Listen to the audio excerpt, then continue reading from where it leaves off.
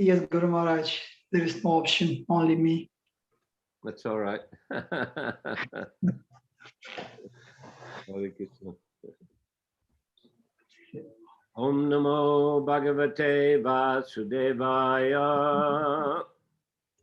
Om Namo Bhagavate Vasudevaya. Om Namo Bhagavate Vasudevaya. Om Namo Bhagavate Vasudevaya. Om Namo Bhagavate Vasudevaya. Om Namo Bhagavate Vasudevaya. So, Canto 4, Chapter 23, text 20, I think. Yes, Guru Maharaj, should be. Mm-hmm. Сегодня 4-я песня, 23 глава, текст должен быть 20. Ativa Bhartur Vrata Dharma Nishtaya Shushushaya Charsa Dehayatraya Navindatartim Parikarshitapisa Priyaskara Sparshanamana Nivriti.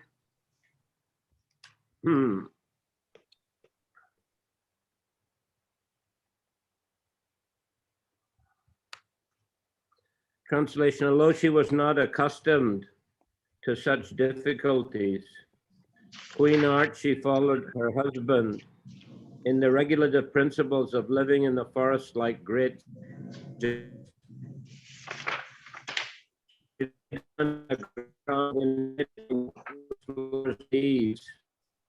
because she not for the scale, and yet because of the pleasure she derived in serving her husband, she did not feel any difficulties.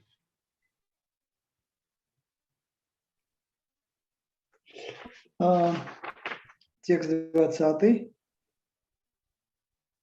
Хотя и не привыкшая переносить лишения, царица Арчи вместе с мужем следовала тем же правилам жизни в лесу, которых придерживаются великие мудрецы.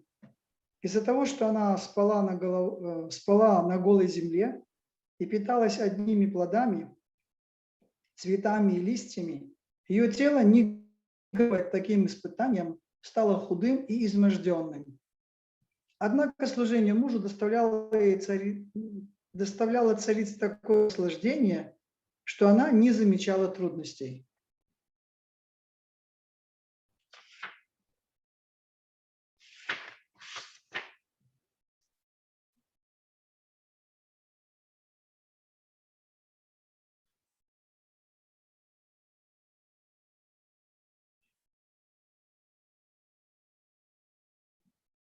Харе Кришна. Похоже, Гуру Махарадж, интернета нет, да? Это у меня что-то. А вот у меня было, да?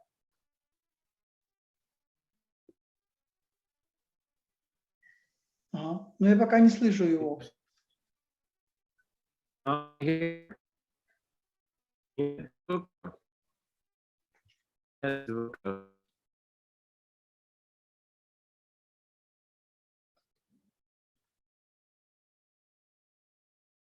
We can't listen to Guru Maharaj.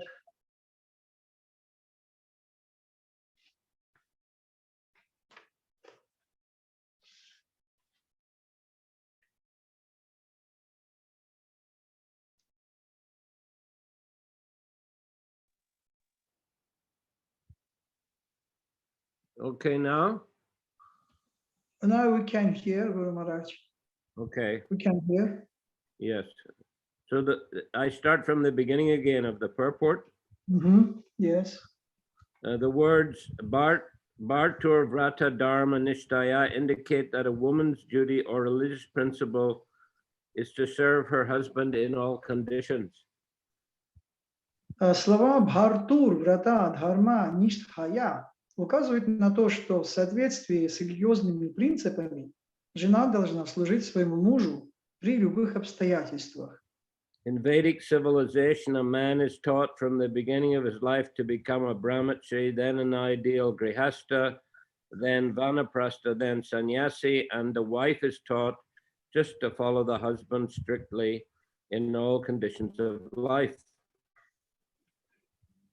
В ведическом обществе мальчики еще в раннем детстве проходили подготовку брамачари, чтобы затем стать идеальными грихастами, а после этого ванапрастхами и саньяси. Девочек же учили всегда, при любых обстоятельствах, следовать за своим будущим мужем. After the period of brahmacharya, a man accepts a householder's life, and the woman is also taught by her parents to be a chaste wife. По окончании периода брамачарьи юноша становился домохозяином, беря в жены девушку, которую родители воспитывали так, чтобы она была верной женой. Thus, when a girl and boy are united, both are trained for a life dedicated to a higher purpose. Поэтому, когда девушка и юноша женились, оба они были подготовлены к тому, чтобы посвятить свою жизнь достижению высшей цели. The boy is trained to execute his duty in accordance with the higher purpose of life, and the girl is trained to follow him. Юноша был готов исполнять свои обязанности ради достижения высшей цели жизни, а девушка слушаться своего мужа и служить ему. The chaste wife's duty is to keep her husband pleased in householder life in all respects, and when the husband retires from family life, she is to go to the forest and adopt the life of vanaprastha or vanavasi. Долг самомудренной жены во всем угождать мужу, пока они ведут семейную жизнь. А когда он уходит из дома, она должна отправиться вслед за ним в лес и стать ванапрастхой или ванаваси. At that time, the wife is to follow her husband and take care of him, just as she took care of him in household life. На этом этапе жена должна сопровождать своего мужа и заботиться о нем так же, как она делала это в период семейной жизни. But when the husband takes the renounced order of life, namely sannyas, the wife is to return home and become a saintly woman, setting an example for her children and daughters-in-law and showing them how to live a life of austerity. Но когда муж примет саньясу, то есть даст обет отречения от мира, жене следует вернуться домой и стать подвижницей, показывая своим сыновьям и невесткам пример аскетичности.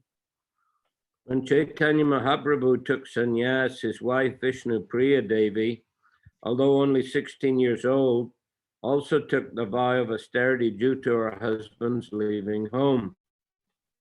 Когда Чайтанья Махапрабху принял саньясу и ушел из дома, его жена Вишнуприя Деви, которой было всего 16 лет, тоже стала подвижницей. She chanted her beads, and after finishing one round, she collected one grain of rice. Она повторяла мантры на четках и, прочитав круг, откладывала одно зернышко риса. In this way, as many rounds as she chanted, she would receive the same number of rice grains and then cook them and so take prasadam. В конце дня у нее набиралось столько зернышек риса, сколько кругов мантры она прочла за день, после чего она готовила этот рис и принимала прасад. This is called austerity. Вот что такое настоящая аскеза. Even today in India, widows or women whose husbands have taken sannyas follow the principles of austerity, even though they live with their children. В Индии вдовы и женщины в настоящее время, чьи мужья приняли саньясу, даже в наше время ведут очень аскетичный образ жизни, хотя и живут вместе со всеми своими детьми. Prithu Maharaj's wife Archie was steadily determined to execute the duty of a wife, and while her husband was in the forest, she followed him in eating only fruits and leaves and lying down on the ground. Супруга Притху Махараджа Арчи была полна решимости до конца исполнить свой долг, и когда ее муж жил в лесу, она так же, как и он, питалась одними плодами и листьями и спала на голой земле. Since a woman's body is considerably more delicate than a man's, Queen Archie became very frail and thin, parikarshita. Женское тело гораздо нежнее мужского, поэтому Арчи очень исхудала и ослабла. Парикаршита. When one engages in austerities, his body generally becomes lean and thin. Когда, как правило, тот, кто совершает аскезы, становится худым и изможденным. Becoming fat is not a very good qualification in spiritual life, because a person who is engaged in spiritual life must reduce the comforts of the body, namely eating, sleeping, and mating, to a minimum. Человеку, занимающемуся духовной практикой, не пристало быть толстым, потому что тот, кто живет духовной жизнью, должен свести телесные потребности в еде, сне и сексе к минимуму. Although Queen Archie became very thin from living in the forest according to regulative principles, she was not unhappy, for she was enjoying the honor of serving her great husband. Живя в лесу и совершая аскезы, царица Арчи очень исхудала.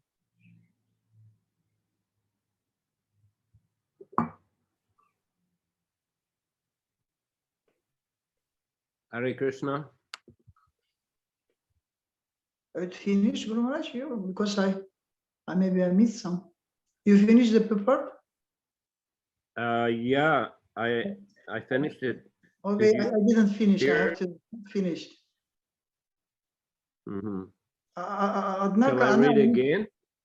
No, because this last sentence, somehow I just missed, or I think you finished on to a minimum.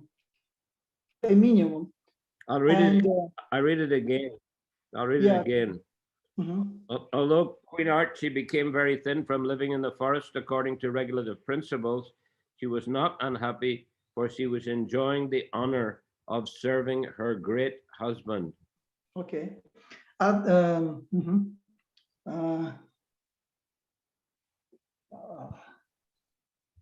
Живя в лесу и совершая Арчи очень исхудала. Однако она не чувствовала себя несчастной, потому что служение великому мужу было для нее огромной честью и доставляло ни с чем не сравнимое наслаждение. Now it's finished.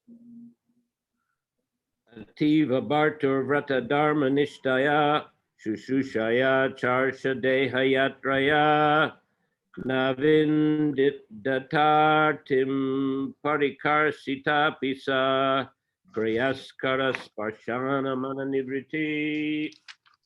Although she was not accustomed to such difficulties, Queen Archie followed her great husband in the regulative principles of living in the forest like great sages.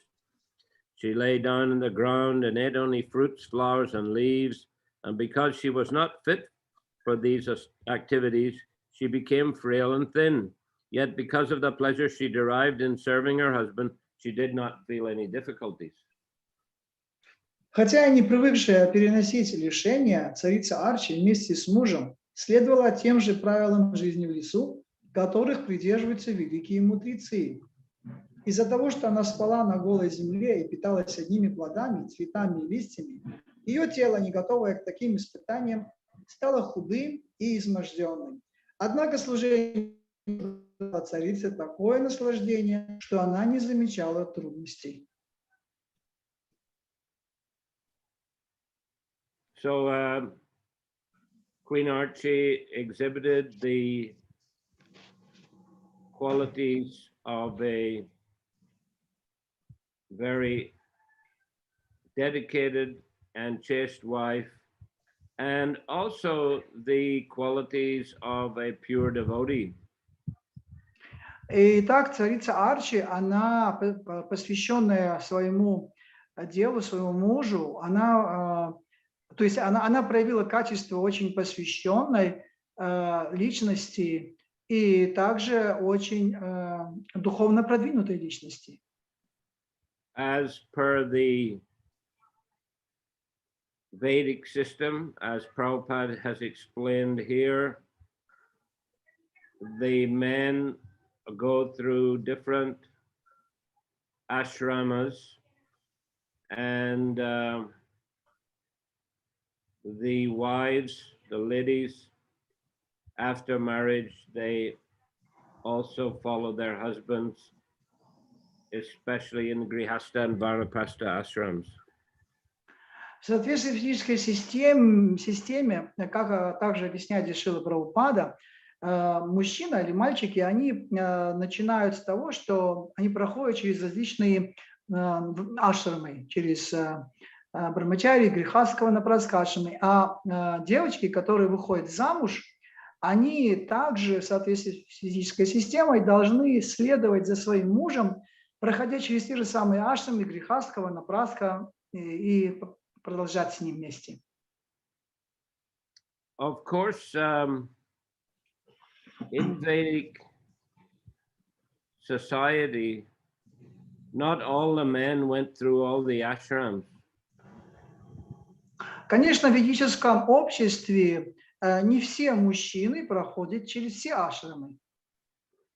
The sannyas ashram usually only for Brahminical persons.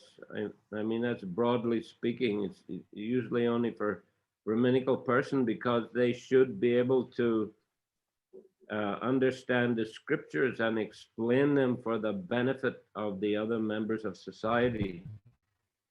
Широко говоря, ашрам саньяси, он предназначен в основном для преданных с брахманической такой качествами, брахманическими качествами, потому что это требует саньяса, ашрам требует у человека способности знания Писания и способности их правильным образом представлять. And we see that the Kshatriyas, the great Kshatriya kings, they generally didn't take sannyas, but they took vanaprastha. И мы видим, что, например, вот кшатрии в ведическом обществе, они не принимают саньясу, но они доходят до уровня ванапраста. That's why here Queen Archie is with her husband. He doesn't take sannyas. He just becomes a vanaprastha and she remains with him. Как мы видим в нашем примере, Притху Махарадж, будучи грихасткой, он на уровне ванапрастхи, он не принимает саньясу, а остается на уровне ванапрастхи, а жена следует тоже за ним, входит в ванапрастха ашрам. Same with the Pandavas. Draupadi followed them to the Himalayas. Так же, как и пандавы, Дропади, которая следовала за ними, за своими мужьями в Гималай. So if the husband takes sannyas, then the wife may return to the family and be like the spiritual head of the family. Но если муж принимает саньясу после ванапрастхи, тогда жена возвращается домой, и она тогда дома принимает покровительство того, кто является как бы в духовном отношении более главной личностью. Many Indian families, if you visit where the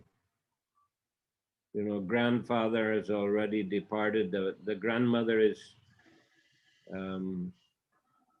generally very religious and absorbed in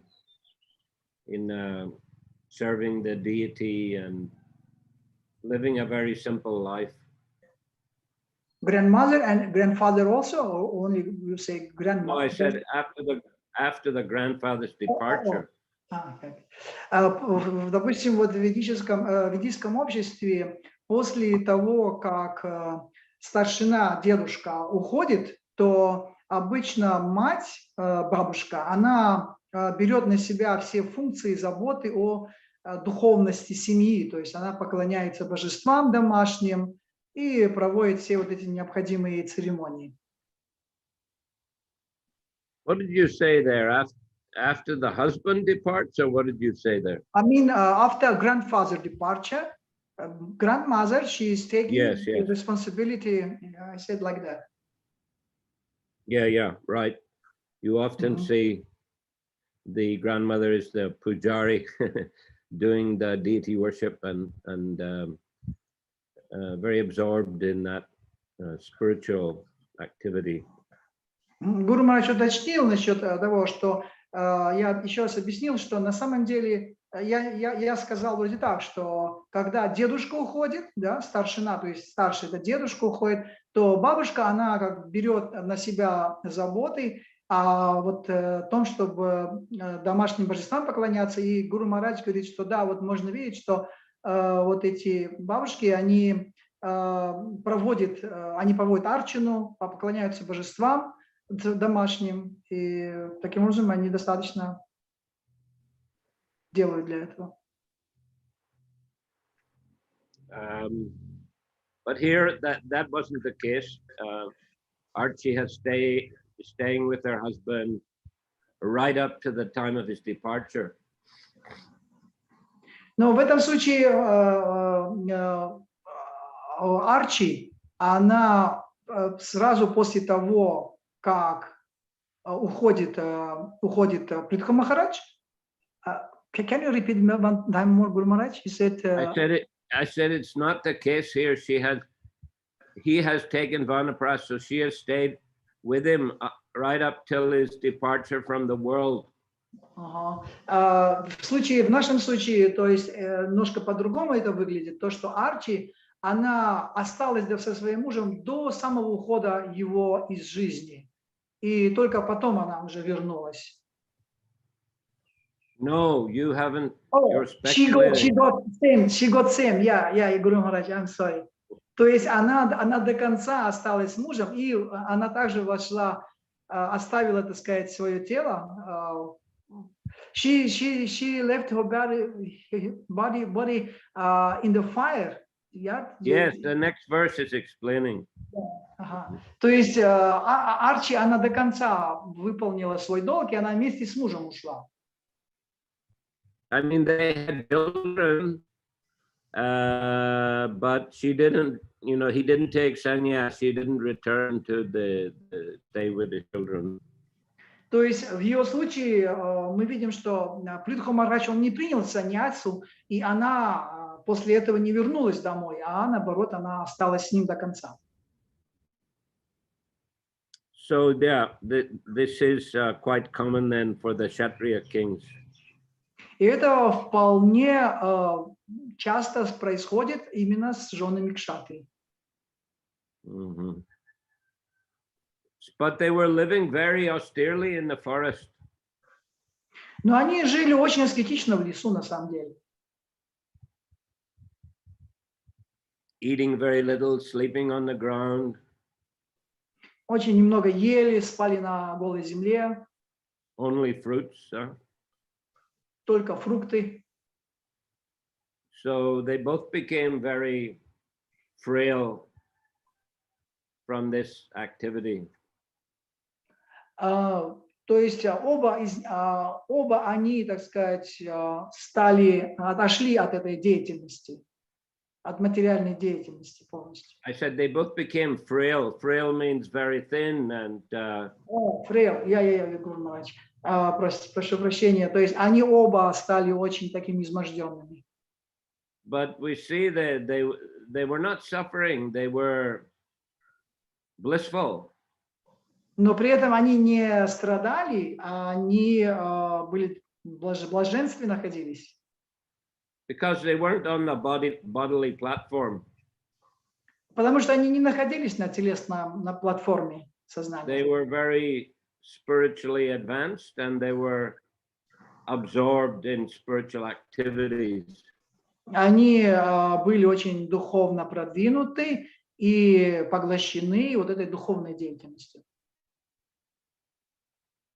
And they were preparing mentally also for leaving the body. И они также подготовились на уровне своего ума к тому, чтобы оставить свое тело. Because one day or another, one will not have this material body. Потому что в какой-то прекрасный день человек так или иначе лишится своего материального тела. And if one is too much attached to the material body, then that'll cause him to get another material body.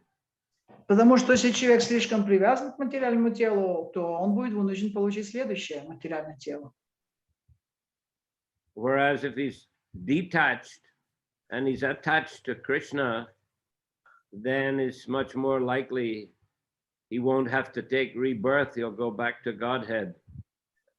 В то же время, как если человек не привязан к телу, а привязан к Кришне, то ему не нужно будет снова рождаться и получать новое тело.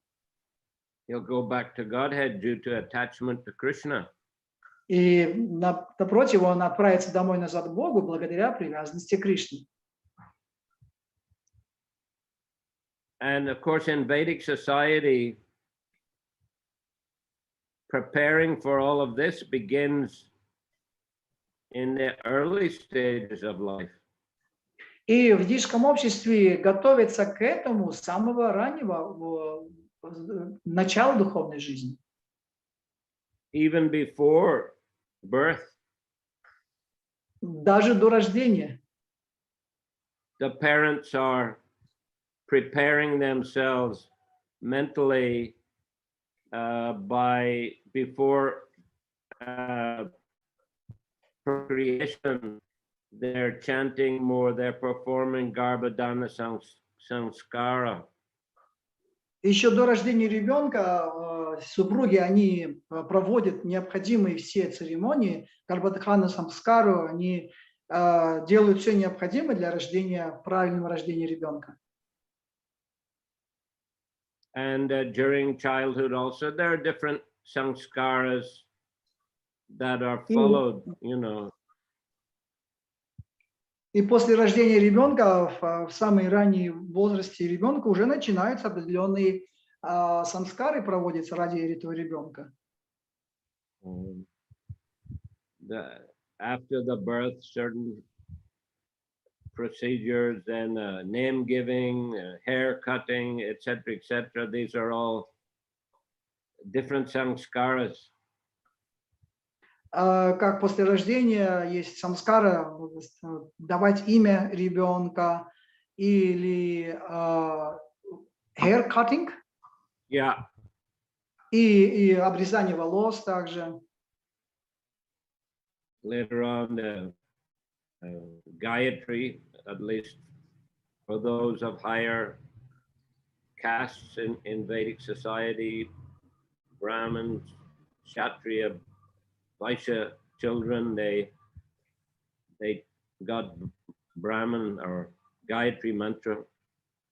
И позже также в высоких сословиях, таких как браманическое сословие, кшатрии, вайши, они даже дают своим детям браманическое посвящение, дают мантру Гайатри.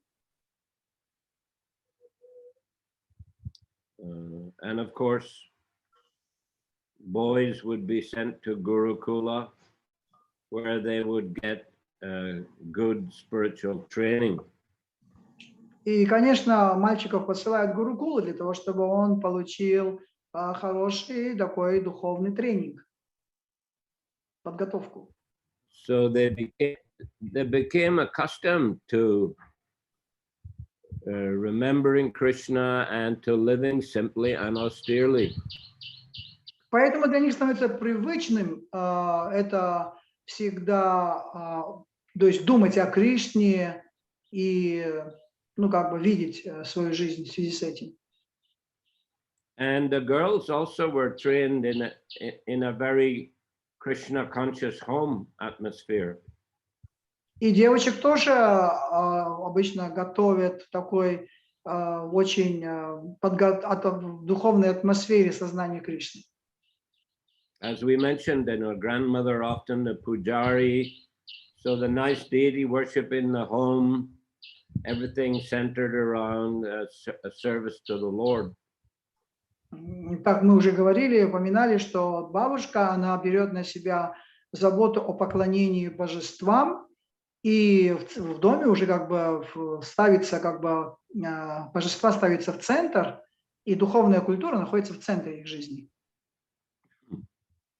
So the girls had a very good Krishna conscious upbringing.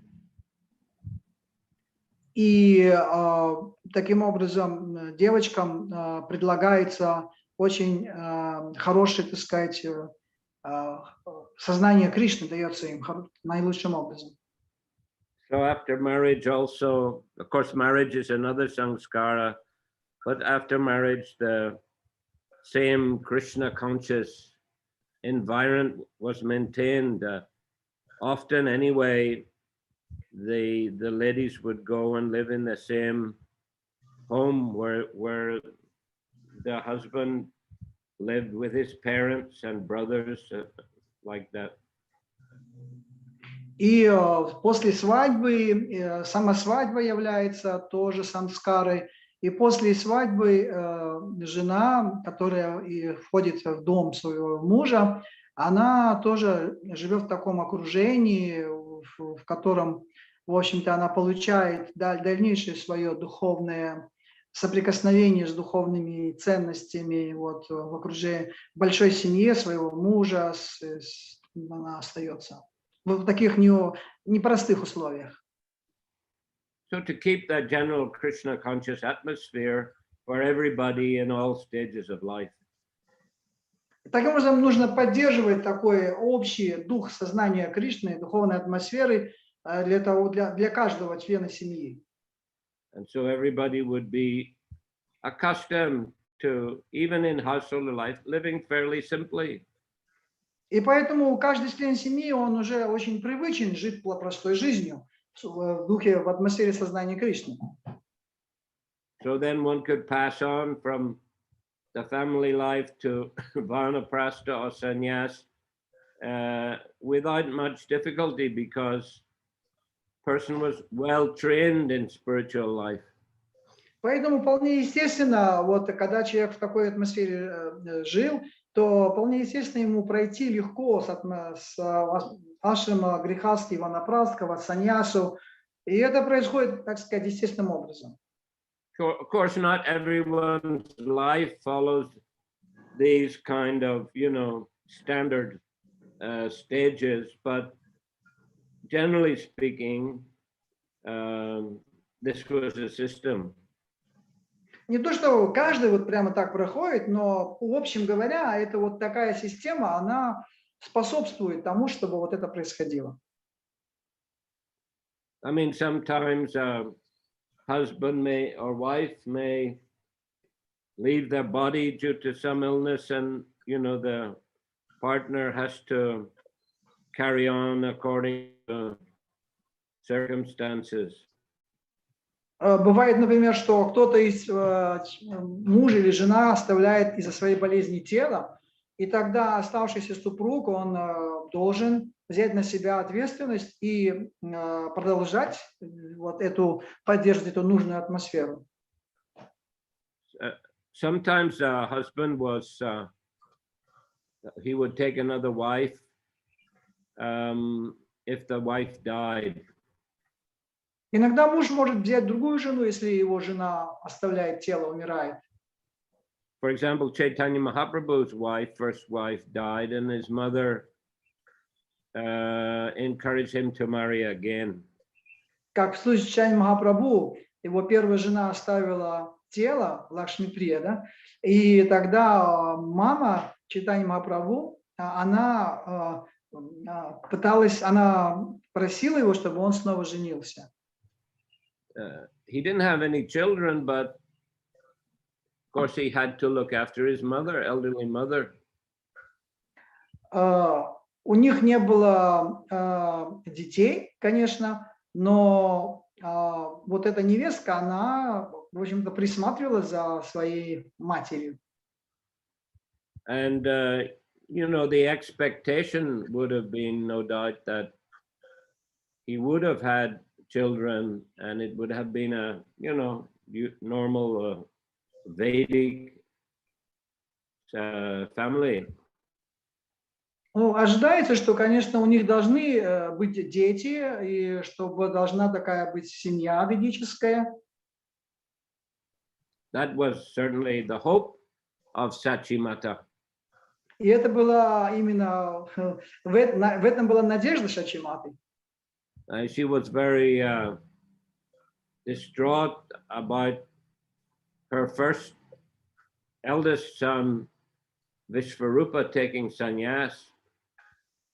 Она была очень, так сказать, сильно, ну, как-то разочарована или, да, тем, что ее старший сын Вишварупа, он принял саньясу. And she actually considered Advaita Acharya to be responsible because he was giving Bhagavatam classes and Vishvarup was always going and listening. И она считала Адвайту Ачарью немного вот в этом отношении ответственным за то, что так произошло, потому что именно когда Адвайта Ачарья давал классы по Бхагаватам, то Вишварупа постоянно посещал эти занятия. And thus he became very absorbed in Krishna consciousness and took sannyas. И поэтому он слишком погрузился в сознание Кришны и принял саньяс. At an early age. В раннем возрасте причем. Without getting married at all. Не создав семейную жизнь совершенно. So it was a big disappointment for Sachimata, and you know, she held Advaita to be responsible. И это очень разочаровало Шачимату, и поэтому она считала Адвайту именно причиной этого происходящего. Later, Lord Chaitanya, you know, after he began the Sankirtan movement, he was giving blessings to all the devotees that they would attain love of Krishna. И позже Господь Чайтанья, он давал свои благословения, чтобы вот все общества вайшнавов, которые были в то время, каждый член этого общества мог получить благословение любви к Богу, Кришна Прему. But he didn't give to Sachimata. Но он не дал эти благословения Шачимате при этом. And the devotees were requesting him to please give. И преданные просили его, пожалуйста, дай для нее тоже эти благословения. And he said that she has offended Advaita Acharya. She'll have to get relief from that offense first. Но Господь Чайтанья сказал, что она оскорбила Адвайта Ачарью, и пока она не освободится от последствий этого оскорбления, она не получит. So, you know, that offense, nobody considered that Sachimata had made an offense, but Lord Chaitanya did. That offense was that she blamed Advaita Acharya for Vishvarup taking sannyas. Никто не считал, что Адвайта Ачарья, он совершил какое-то оскорбление, но Шачимата, она считала, что из-за того, что именно, что он ответственный за то, что Шившарупа он совершил, принял саньяс, ушел из дома. Definitely, you know, Advaita Acharya didn't consider she'd made any offense. Даже сам Адвайта Ачарья не считал, что он совершил какое-то оскорбление. So, you know, he said, how can I forgive? She hasn't made any offense. Адвайта Ачарья не считал, что, извиняюсь, что Шачимата, она совершила оскорбление, поэтому, когда к нему обратились с тем, чтобы он простил Шачимату, он сказал, она никакого оскорбления не совершала в мой адрес. But anyway, one day he was dancing in kirtan ecstatically, and he fell unconscious. And Lord Chaitanya told Sachimata, "Now take the dust from his feet, put it on your head." Но в один прекрасный день, когда шел киртан, и все танцевали в этом киртане, и когда в этот момент Адвайта Ачарья, он лежал на полу в Дандавати, то Господь Чайтанья сказал Шачимате, сейчас ты можешь избавиться от своего оскорбления. приняв, take the dust and put it on your head. возьми пыль с его стоп на свою голову. So she did that, and he considered in this way that she was relieved of her offense, and so she got love of God. И сделав так, она таким образом избавилась от своего оскорбления и обрела эту любовь к Богу.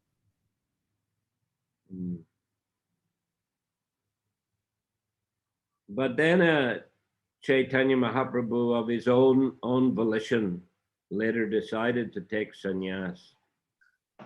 Но затем Чайтанья Махапрабху уже решил сам, что он должен принять саньясу. Even though, as mentioned here, his wife was only 16 years old. И хотя, как упоминается здесь, его жене было всего 16 лет.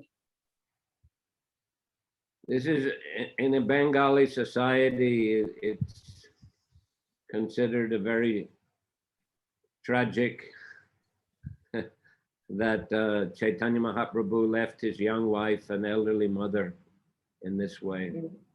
В бенгальском обществе это считается очень трагичным, что в таком раннем возрасте муж принимает саньяс, оставляя свою жену. And there's a drama called Nimai Sannyas, which it's a long drama. Usually they play in the night. People come and watch, and they're all crying. И даже есть такая драма, спектакль. Господь Чайтанья принимает саньясу, и эта драма, она очень длинная. И обычно люди приходят вечером и всю ночь смотрят и плачут. But, you know, Prabhupada said that Chaitanya Mahaprabhu left the smaller family for the sake of the larger family, to spread Krishna consciousness far and wide. Но Шрила Прабхупада сказал, что да, Господь Чайтанья оставил свою маленькую семью, чтобы войти в большую семью, чтобы сделать сознание, распространить сознание Кришны очень широко и очень далеко. And Sachi Mata and Vishnu Priya, they accepted it as the arrangement of the Lord. И Шачимата вместе с Вишнуприей, они в конечном итоге, они приняли это как милость Бога. And there was also one servant. They had a servant in the family, Ishan, and Lord Chaitanya told him, you know, to take care of the Sachimata and Vishnu Priya. So he remained there. He did, you know, various chores that were required, you know, for a man in the home. И у них был слуга по имени Ишананда, и Господь Ишан, которого звали Ишан, и Господь Чайтанья, он, так сказать, дал ему напутствие, чтобы он после его ухода, принятия саньясы, чтобы он принял на себя функцию заботы о их поддержании и жизни. И он таким образом очень вел это до конца. Он принял на себя скромно принял на себя, смиренно эту функцию. And Sachimata just made the request that Lord Chaitanya make his headquarters in Puri and not Vrindavan, so she could get news of him regularly, and the devotees could go and visit him regularly. И Шачимата тогда, у нее была очень такая просьба по отношению к Господу Чайтанье, чтобы он сделал в своем местоположении, где он бы оставался не Вриндаван, а чтобы это было место, было Джаганнатха-Пури, для того, чтобы она могла получать новости о жизни своего сына, поскольку Джаганнатха-Пури, оно не так далеко от Майяпура, места, где они жили. But we see here Vishnu Priya, only 16 years old, but, you know, she accepted a very severe vow of austerity, only collecting 1 grain of rice after finishing each round, and in this way only cooking and offering very small quantity of rice.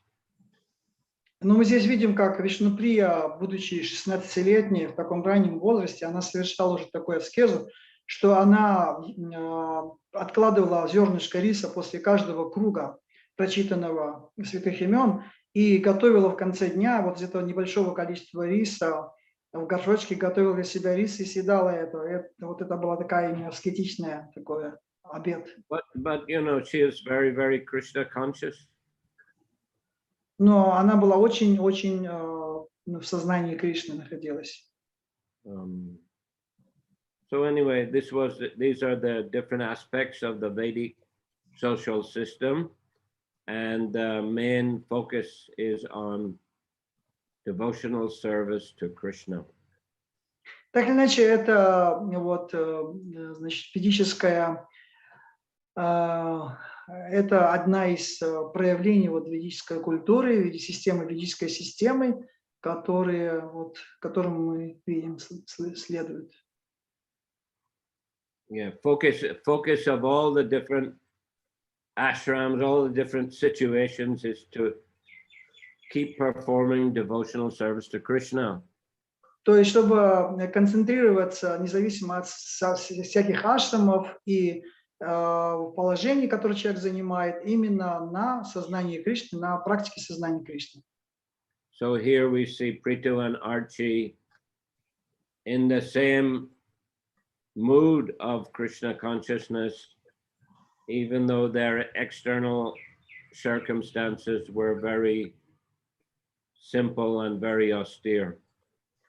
И мы здесь видим, что Притху и Арчи, они тоже находятся в таком же положении сознания Кришны, находятся сфокусированными, хотя они находились в очень простых, аскетичных условиях при этом.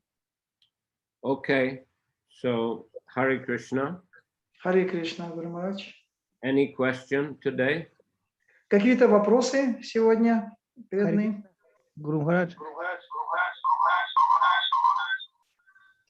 Ой, простите. Я хотел...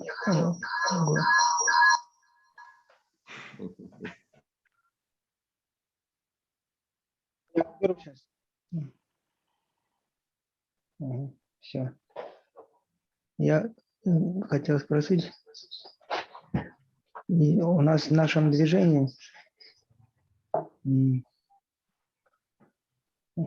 сейчас вот еще телефон.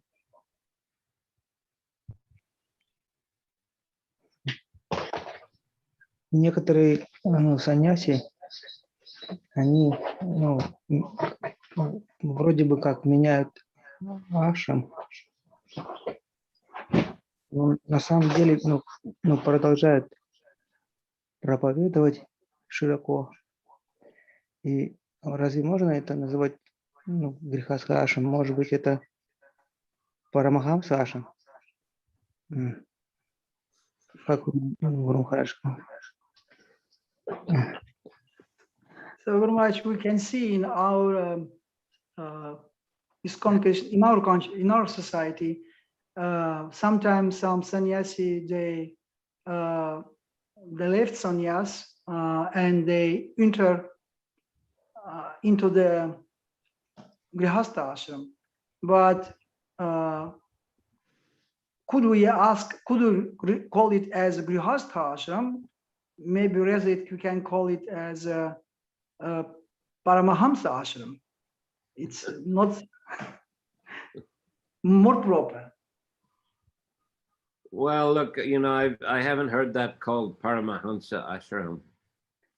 Я не слышал никогда, чтобы таких преданных называли, их ашрам называли Парамахамса ашрам.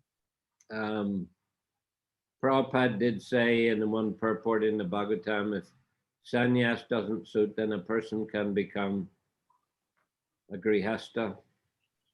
В одном месте Прабхупада говорит, что если человек не может практиковать дальше саньясу, то он может войти снова в грехастха ашрам. In my own case, I would call it Vanaprastha ashram because Grihastha ashram usually means family, children, etc. В моем случае я называю это ванапрастха ашрам, потому что грихастха подразумевает ашрам — это семья, это дети.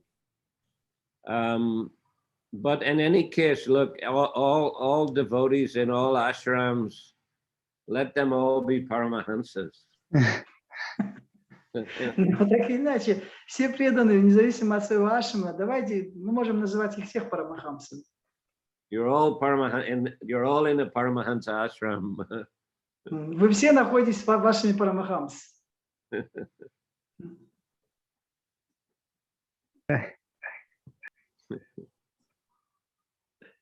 Whatever ashram, just chant Hare Krishna and engage in devotional service. В каком бы ашраме вы ни находились, просто повторяйте Харе Кришна и занимайте себя преданным служением.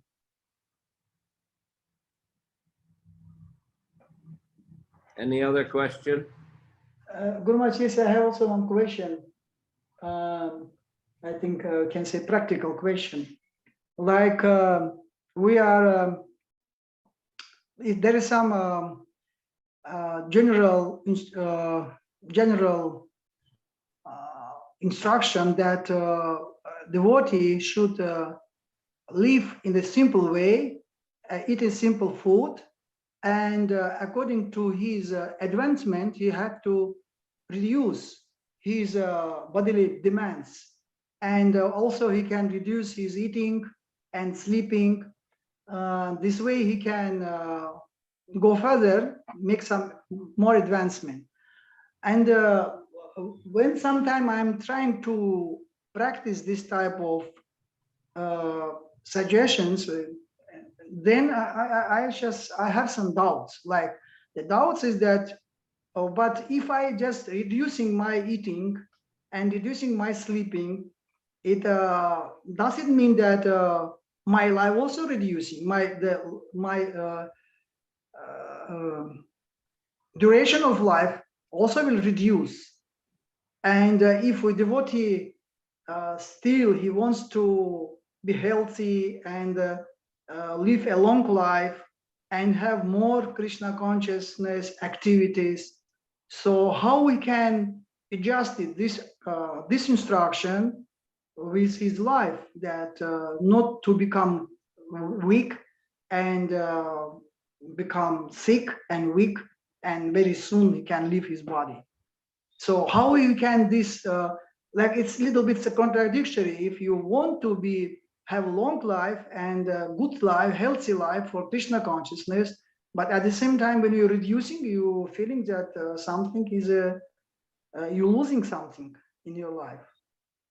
Вопрос мой в том, что вот общее наставление таково, что преданный по мере своего духовного роста он должен ограничивать себя от телесных, так сказать, потребностей, уменьшать их, то есть потребность в еде, потребность в сне там, и так далее. То есть он вести должен аскетичный образ жизни. Но с другой стороны, иногда у меня возникает сомнение, что подобный образ жизни он приводит к ослаблению организма, и человек может таким образом заболеть, может стать слабым. И как это сопоставить с тем, что мы хотим, наоборот, расширить сознание Кришны и больше проповедовать, и дольше жить для этого? Как-то вот хочется, наоборот, не меньше жить, а дольше жить в сознании Кришны.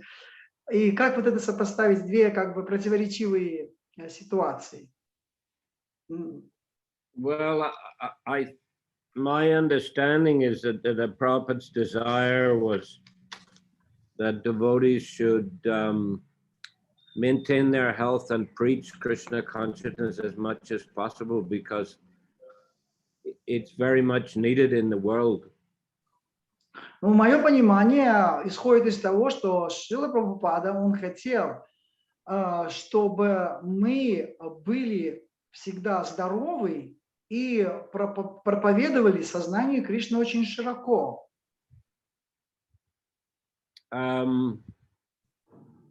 You know, for that you need to maintain your health, and generally Prabhupada himself, he didn't eat and sleep extravagantly. He was very, simple in that, but he didn't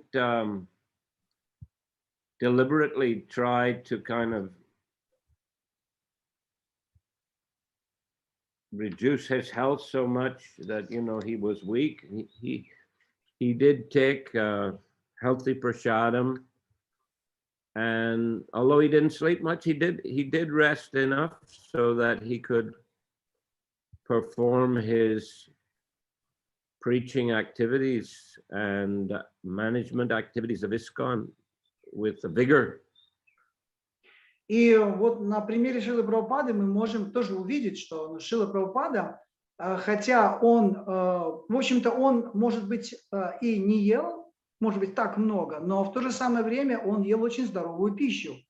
И даже если он спал немного, но в то же самое время он отдыхал достаточно, он поддерживал свое тело и отдыхал в достаточной степени для того, чтобы он мог в хорошем состоянии находясь, он мог действительно проповедовать должным образом.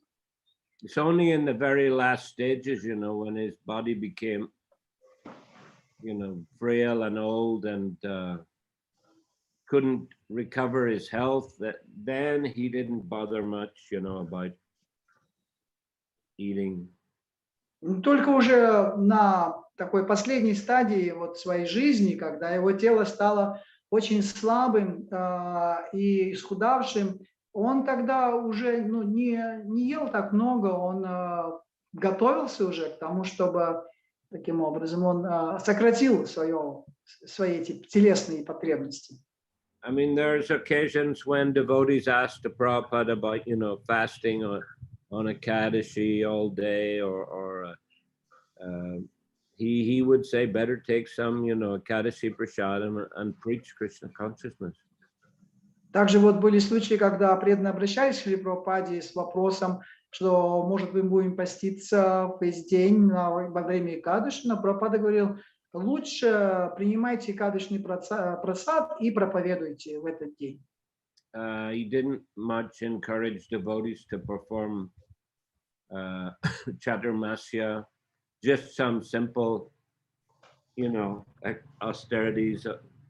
1 month no spinach or shak, 1 month no milk, 1 month no yogurt, 1 month no urad dal. But he did, when he saw sannyasis growing their beards and becoming very thin, he generally didn't approve of it or encourage it.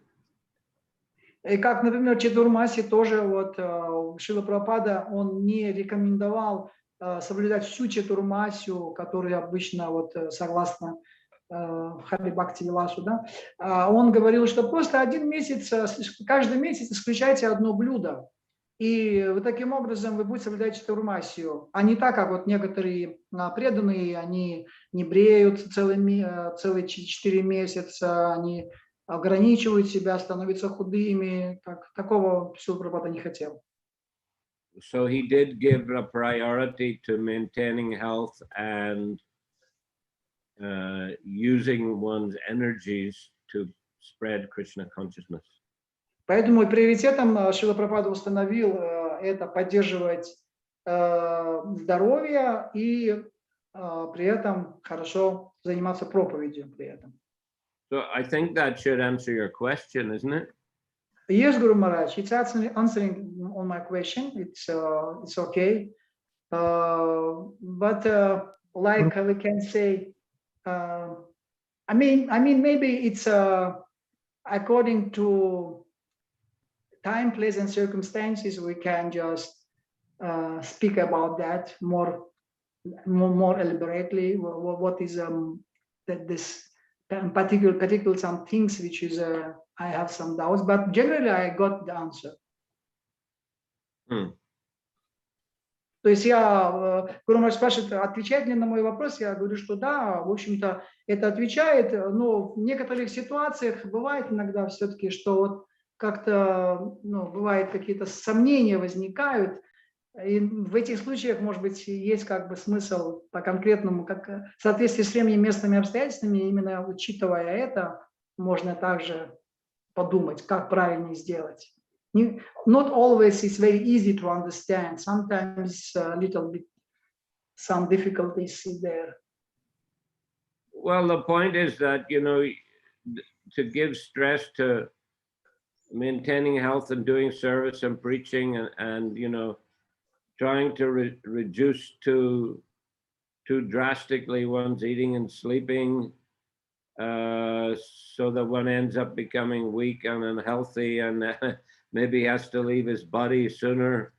I don't think that was Prabhupada's priority, you know, that, you know, making the devotees thin and weak just to show that, you know, spiritual life means you have to reduce your eating and sleeping. То есть не сводить все к тому, чтобы вот все ограничивать, да, в конечном итоге и таким образом стать таким аскетом, да, и готовиться уже, так сказать, к оставлению тела. То есть Прабхупада на это не обращал внимания, его приоритеты Прабхупады были другие. Вот это самая главная вещь, что приоритетом является здоровая жизнь и проповедь сознания Кришны. Гуру Махарадж, Because Guru Maharaj, one more point, because this is question is arise because of the type of consciousness that our preaching method is based on our the consciousness, and the consciousness, if too much attached to the material body maintenance, sometimes it's covering the spiritual strength and making us weaker spiritually. We become weaker, and that's why we can't preach in a proper way. That's why there is some balance should be still. There is some some austerity should be in the head of, like we can say, впереди, in the force. We have to keep it in austerity, but the temperature or the degree of this austerity should be in proper way, make some proper level of that austerity. То есть, как бы, мой вопрос, почему он такой возникает, потому что это все делается не ради того, чтобы тело оставить, а чтобы сознание было достаточно таким живым, very keen, и чтобы мы могли, так сказать, в этом сознании, в хорошем сознании проповедовать. Поэтому вот такой вопрос возник у меня. Yes, agreed. You know, in the name of keeping healthy, we're not encouraging the devotees to live a extravagant life, but as you say, some balance has to be there, not going to one extreme or the other, but to maintain the proper focus and keep the life fairly simple. Да, это вопрос нашего баланса, как уже было об этом сказано, что мы не здоровье поддерживаем для того, чтобы жить экстравагантной жизнью. И также самое мы не стараемся быть чрезмерно аскетичными, вот, а мы должны как бы вот этот баланс правильно поддерживать. Гуру Махарадж. Yeah. Я вспомнил, был один случай, еще во времена Шрилы Прабхупады, один из близких учеников Шрилы Прабхупады, он в настроении Господа Чайтани, ну, будучи молодым, принял саньясу. Это был Тамал Кришна Госвами. И вот он в Джайпуре, да, принял саньясу, и он был GBC по Индии в то время. И вот Шрила Прабхупада его отговаривал, чтобы он не принимал саньясу, потому что у него была, ну, супруга молодая, ее звали Мадри. Я вот хотел узнать, это было, ну, что с ней вообще стало, с этой ученицей Шрилы Прабхупады, с Мадри.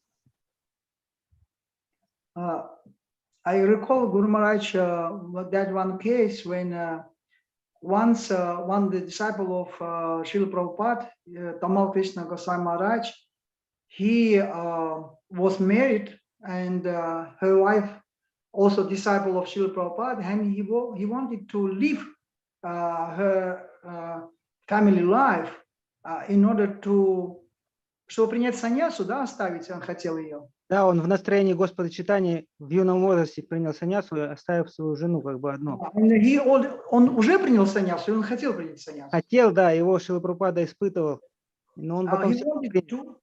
to take sannyas and leave her wife and family life, but Srila Prabhupada, he didn't suggest him to do it.